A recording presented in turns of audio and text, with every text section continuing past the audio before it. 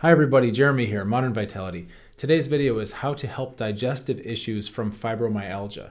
Now fibromyalgia, fibro for short, is a complex, multifaceted, autoimmune-ish type condition, right? There's inflammation all over the place. It's not exactly an autoimmune disease. It's one of these head scratchers where conventional medicine has a really hard time with this because it's all over the place. It can present in different ways with different people. Alternative medicine oftentimes has a hard time with this too because they're still falling into the trap of trying to treat symptoms or silver bullets. And most times the patients actually become the experts on their condition.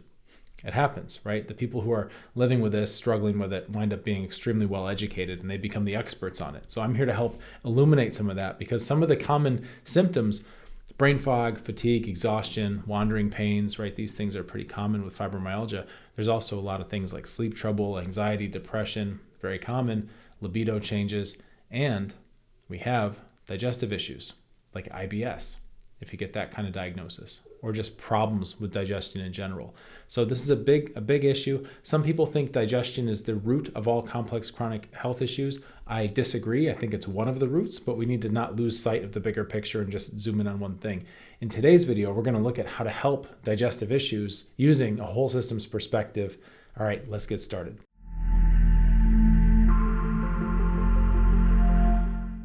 So within the context of any inflammatory type condition, the gut, the digestion, it's going to play a part.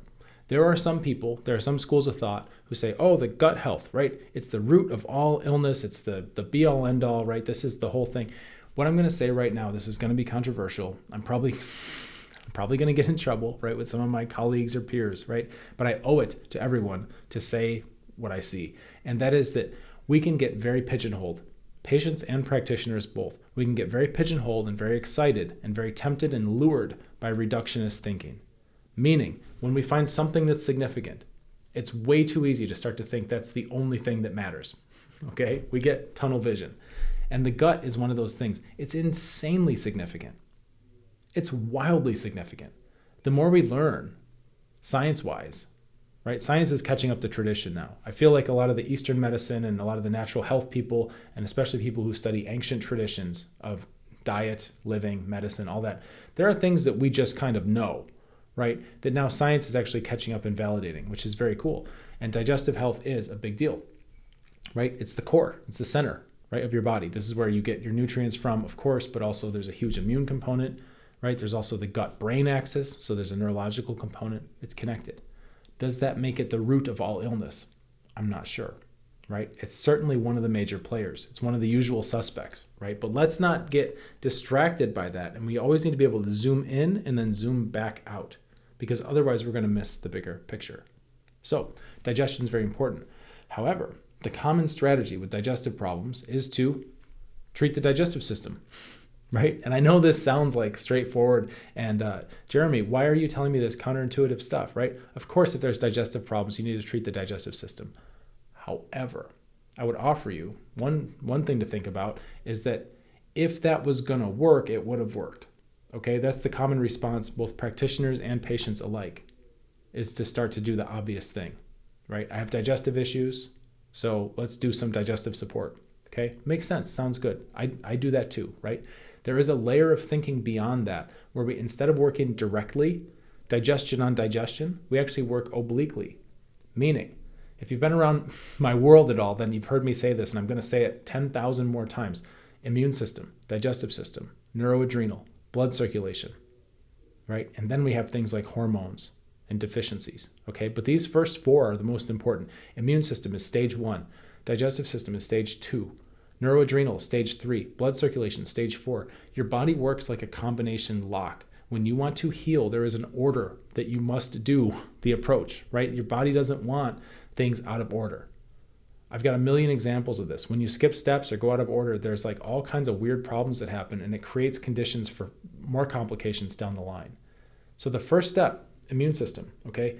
What's the immune system got to do with the gut? I'm having digestive problems. Well, if you're having digestive problems within the context of a chronic inflammatory condition, right, which is like what we talk about here at this channel and in my world, then it's worth mentioning that the best thing to do is get the immune system dialed in first so that you're not having an inflamed gut. Because if you're feeding yourself, you can feed yourself all the probiotics you want. You can feed yourself all the digestive enzymes you want. You can do all the coffee enemas you want, right? All this stuff is great. You can eat sauerkraut. You can do, all like whatever enema, whatever fiber you want to take. It doesn't matter, right? You can do all those things. Sure. Great. But if you want to have a really big impact, you need to start to change the underlying conditions of your digestive system. And that starts with the immune system because they're interfaced. If you've got an immune system that's chasing hidden pathogens constantly and you're constantly inflamed, right? What's that doing to the lining of the gut? How's that going to work? If you've got all this dysbiosis there where you've got all these pathogens that are getting out of hand and the immune system kind of can't keep up, can't handle it, and you throw more probiotics at it to try to like replace it with good guys, but the good guys don't have a hospitable place to live, or you're not eating the right things to feed them, right? Or there's just so much inflammation from these pathogens that have already kind of taken over, like the mob or something established and just like violently opposing the new ones. The probiotics, you might as well flush them straight down the toilet. So think about this in terms of cultivating an environment, right? If you were going to plant, this is one of the best analogies I've ever heard from this. If you're going to plant grass, right? You can throw all the grass seed you want on an asphalt parking lot, but you're not going to have a nice lawn, right? Because it's inhospitable conditions. What are the conditions for our digestive tract? Well, let's start looking at the immune condition first. If we can get some of that smoldering heat out of the body, if we can get some of these pathogens down, then the natural healthy microorganisms and probiotics will have a better chance to exist. And you can start to cultivate this space naturally through foods without needing a ton of supplements, right? Think about that. How do we do that? Well, there's all kinds of different methods. I'm really biased towards Chinese herbs. That's one of the ways, that I have a strong background in this. It's one of the ways that I see medicine, right, is through herbs and herbology and being a clinical herbalist, right? But there are other ways to do it. The main thing is look at this strategy and go, okay, first, immune system. We need to get whatever these inflammatory triggers are, we need to get that handled. And yes, sometimes food allergies are a component. Yes, I know there's going to be somebody thinking that, right? Yeah, but it's the food allergies because it's leaky gut and that's what's setting off the immune system. Yes, sometimes it works both ways, right? But in that case where there's a vicious cycle, you have to start somewhere. And the best place to start is getting the immune system dialed in. So once you do that, then you're going to have less reactivity, and then maybe you have a chance for the inflammation to heal, and then you won't have the permeability between the tight junctions in the gut in the first place. So immune system, then we have digestive system, right? Obviously, that's where most people start. Most people start on stage 2 if they have digestive problems, but really you should start at stage 1. That's why it's stage 1. And then we have the third one is neuroadrenal. Now this is where we deal with all the stress. This is where we deal with how our nervous system handles the unpleasantries, right, of daily existence. Because what good is it to go straight after your digestive system, right, and get that working pretty well when we still have this sympathetic overload where we're clenched up tight? Because our body can't do both. We can't have healthy digestion and be all clenched up tight at the same time. It's not going to work. So again, you can eat all the probiotics you want, you can do all the enzymes you want, you can do whatever for your digestion. And if you haven't started to affect your nervous system, haven't started to train it using things like HRV, for example, or even more specific breathing exercises that are structured for that exact purpose, for the gasotransmitter exchange. If you don't have a handle on what your nitric oxide levels are and how to adjust that in your body, again, herbs, breath work, that can help, right? Different types of foods. There are a lot of ways you can interface with this. You're going to need new mental models. You're going to need new ways to understand your boundaries and conflict with other people and how to do mental jujitsu and emotional jujitsu, right? Where you don't let things come in and stick. You know what's not your problem and you're able to get out of the way of it. There are a lot of skills that need to be developed. Relaxation practices, special self-care techniques, right? These kinds of things are important. It'll help train your nervous system. You get a new default. Instead of being so clenched up, now you can expand and breathe, and there's a little more space in your life. That helps your digestion significantly because now there's more blood flow going to the organs. Because when we're in fight or flight mode, right, that's not rest and digest time. That's stress time. The blood flow gets constricted. The nerves change how they're signaling, right? It's very difficult for your body, no matter how many probiotics, no matter how many digestive supplements, no matter how many superfoods, whatever you're doing, right? It's very hard to get that when the power to the digestive system is basically turned down or off due to stress. So there's at least the first 3, immune, digestion, and then neuroadrenal, okay, in that order. And then number 4 Blood circulation, right? Again, this is important. Has a lot to do, it kind of relies on number 3 because of the way our nervous system is wired.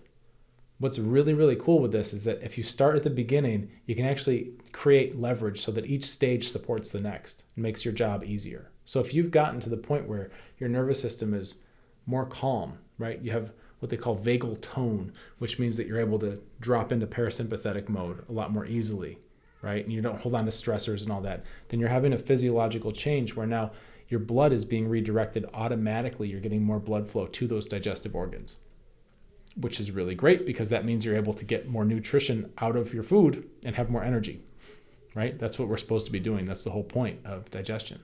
So if you have IBS type symptoms, right? Alternating constipation, diarrhea, bloating, just stomach aches, it just doesn't feel good in there, low appetite, all these things. Food stagnation, where you feel like things are getting stuck, you're just like not digesting right. You know when this happens, okay? We know. You can get a very deep sense because you have the vagus nerve communicating right directly from your gut to your brain, okay, telling you what's going on. You can feel this stuff. So if you have that and you're in the context of a complex chronic health condition, then you are going by a different set of rules than the average person in the population.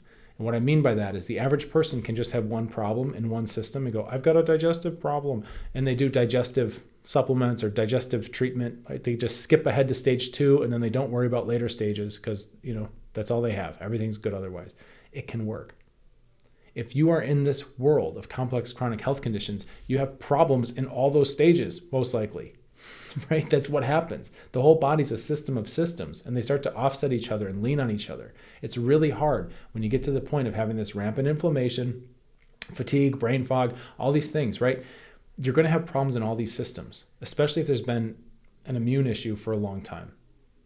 It just happens. Everything has to bend and compensate to keep you alive. This is where all the symptoms pop out from, right? But that also means that you're less likely to have just some silver bullet digestive treatment work for your digestive issue because it's not a separate issue, right? It's one manifestation within the house of complex chronic inflammatory conditions. It's very, very hard because if we just go for that knee-jerk response of like, okay, it's a digestive problem, I'm going to treat it digestively, right? I'm going to skip to stage 2. Then what happens, oftentimes you can get some short-term relief and then things kind of bottom out after about a month and then you're back to where you started. And after a few rounds of that, trying and failing, a lot of people start to run out of hope. They run out of mojo, right? The morale gets low and that's dangerous. That's really dangerous. So instead of trying and failing a bunch of times, instead consider a larger plan that makes sense and feels right for your body. Okay? It's based on medicine that's thousands of years old. And this isn't stuff they taught in, like when I was going through Eastern Medicine School and the foundational training and coming out with a degree and entering private practice. This wasn't taught, right? This order. This is something that we've developed with mentors and people who are attached to older lineages. And it's something that's being now brought out into the world more. But this is advanced, right? It's very advanced and it's very new, especially in Western society to have this kind of plan. But I will tell you the roots of this go back thousands of years because the human body hasn't changed. Even though we have now all these triggers, right, in our environment from GMO foods to whatever they're spraying out of airplanes in the sky to medical interventions and tiny nanotechnology and all this stuff, right? There's a ton of stuff out there in the environment that we're now contending with. We've got estrogen mimicking chemicals, right? We've got microplastics. We've got a lot of stuff. There's birth control in the water. There's prescription drugs in the water. There's heavy metals everywhere. There's a lot, right? That's new, but the human body and what the human body needs, that hasn't changed. So if you're having digestive issues within the context of a larger health condition, I would urge you, or at least, this isn't medical advice, right? You're an adult, you're responsible. This is a place where I can open up your mind and I can point you in a direction, but I would urge you to consider thinking very holistically. In order to get that little branch tip of digestive issues, you may have to go obliquely, like starting with the immune system. Something to consider. If you're struggling with a health condition, you don't have to do it alone at all. You don't have to stay up late on forums trying to get advice from 100 strangers in a chat room on Facebook or something, right? And just hope and pray that what they suggest works for you. You don't have to be on Dr. Google all night, and you don't have to screw around with specialist after specialist after specialist. I will tell you, we've got a group. It's an international group. It's a free group to join. I run it. This is something that I created, and I really love spending time there. And if this is something that sounds nice to you, something that sounds helpful to you, You'll find the application in the description under this video. You can apply. If your application looks good and like you're a good fit for the group, I'll do my best to get you in there. Again, it's a free group, but we do fill up fast. I keep it capped at 100 to 200 people. It's cozy, but that way I know everybody in there. And when you ask me questions, which you can ask me anything you want in there, and I lend you my perspective, it's personalized because I know who I'm speaking to. Okay, I like it that way. I don't want 10,000 people in there because I want to have it be where I can actually know who I'm talking to. So that happens, but we do fill up. So maybe a month, maybe a couple months of a wait. I'll get you in as soon as I can, hopefully the next monthly cohort, so you're not waiting too long to get into our group. But once you're there, you're surrounded by positive, lovely people. It's an international community. Everybody's in various phases of their healing journey. We're working through the stages in logical order. Everybody's learning how to think and how to troubleshoot and how to listen to their intuition. Even if you're introverted and kind of shy, I think you'd fit in. We have a lot of people like that in the group, and it's a lovely place to be. So that's for you. If it's something you care to do, you'll find the link. In the meantime, you may consider subscribing to this channel. That way you can learn more information like this video instead of scrolling on some social media and getting dopamine that way, or just watching Netflix or something. You could actually teach YouTube to show you videos that help you get your health back, get your life back, right? Wouldn't that be productive and positive? All right, so I hope that helps you. Let's get you feeling better. Cheers.